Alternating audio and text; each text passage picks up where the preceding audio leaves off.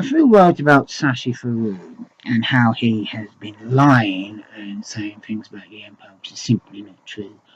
All about the Bengal famine. The idea that Churchill caused the Bengal famine is absolute hogwash. In fact, without Churchill, the death toll would have probably been even higher.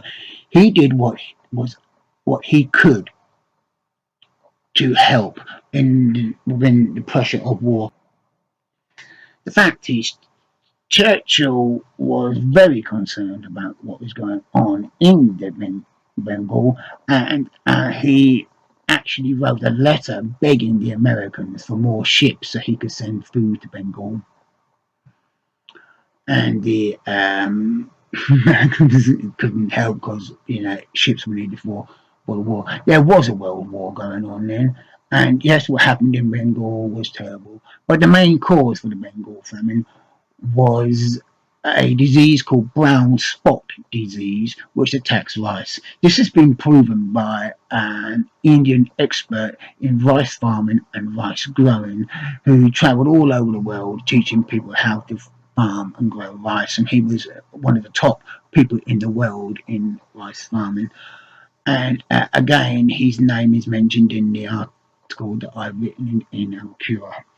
And you'll find his name down there and what he has to say about the Bengal famine.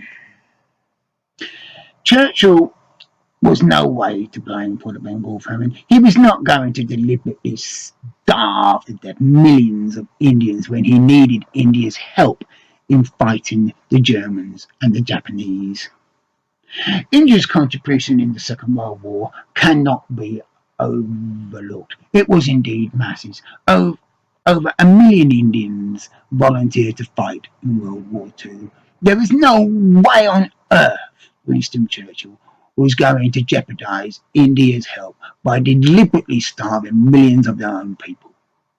This is absolute rubbish. Now, this is a letter that Churchill wrote. I'm seriously concerned about the food situation in India. Last year, we had a grievous famine in Bengal, which at least 700,000 people died. This year, there is a good crop of rice, but we are faced with an acute shortage of wheat, aggravated by unprecedented storms. By cutting down military shipments and other means, I have been able to arrange for 350,000 tons of wheat to be shipped to India from Australia during the first 9 months of 1944. This is a shortage haul. I cannot see how we can do more. And this is the letter that he wrote to Roosevelt, begging for more ships. I have had much hesitation in asking you to add to the great assistance you are giving us with shipping, but a satisfactory situation in India is of such vital importance to the success of our joint plans against the Japanese that I am impelled to ask you to consider a special allocation of ships to carry wheat to India from Australia. We have the wheat in Australia, but we lack the ships. I have resisted for some time the Viceroy's request that I should ask you for help, but I am no longer justified in asking for your help. Now, that is a letter that Winston Churchill wrote. Winston Churchill was a racist. I'm not denying he wasn't. There can be no doubt about that.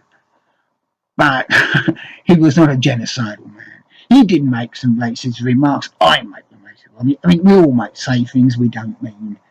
And yes, Churchill said some very bad things, but it doesn't mean that that no way proves that Churchill caused the famine, and he didn't.